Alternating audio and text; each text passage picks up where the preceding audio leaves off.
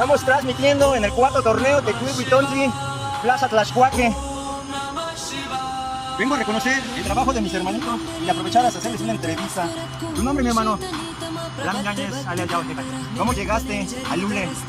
Yo a Lule llegué por el Gran Víctor, él me compartió esto del movimiento y poco a poco le fui dando hasta quedar pues ahora sí que enamorado de Lule. ¿Eso hace cuánto fue? Más o menos 2 años, un poco más de 2 años. O sea que este es tu segundo torneo. El primero no pude venir, pero ahorita sí estoy más presente que nunca. ¿Vas a jugar vas a participar en esta No, edición? desgraciadamente no me fui en ningún equipo porque no hubo tiempo, ya después de todos mis amigos tenían equipos, entonces me quedé fuera. Pero sin embargo está formando parte de este proyecto y es parte del staff. Así que les trajimos este regalito. Te entrego con amor, Rey, para que veas que tu trabajo es reconocido y va a quedar registrado en la historia del Lule, del México contemporáneo. Le dije que me llamo. Dale, pura de Walter, man.